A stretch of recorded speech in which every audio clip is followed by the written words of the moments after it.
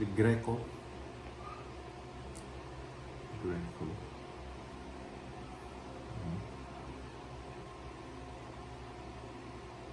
Siguro sa mga iba is issue yung ganito yung itsura.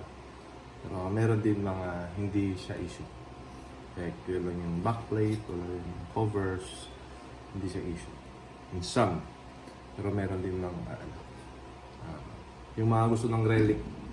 Ito, tamang-tama. Ayan, nag-chip na din yung lacquer niya. Yung finish. Ayan. Ayan siya. Pero all throughout, yung fret life niya okay pa. Yung pick up, medyo yung issue niya actually is sa wiring. Hindi na tunog yung ito. So available lang is yung ito. So let's hear ano yung sound niya.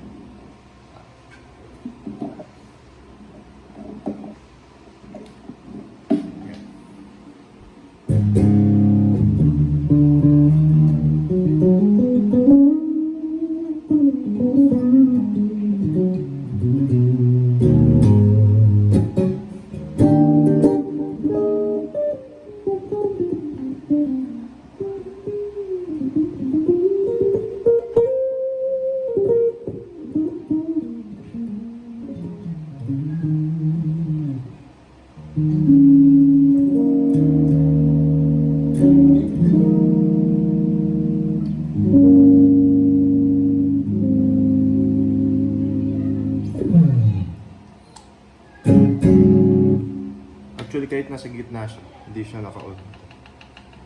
Something wrong sa siguro sa wiring or dito sa switch. Hindi namin alam. So yun. So pag ilagay natin dito sa bridge, wala siyang sound. Kahit i-full natin yung volume niya. Again, some sa inyo is walang problema. Meron din gusto nila, pagbili nila sa amin is wala na siyang iisipin. Pero meron din talagang mga tao na gusto yung mga ganito. So, kung hindi ka isa sa mga doon, skip ka na lang sa ibang video.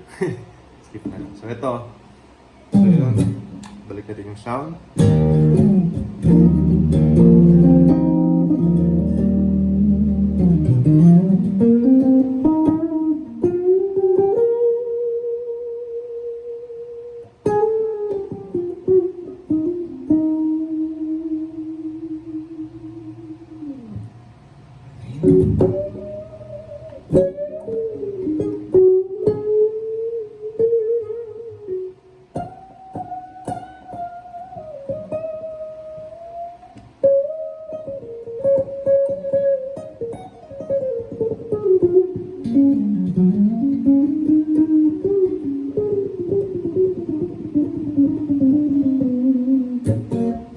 Wala siyang fret bass fret.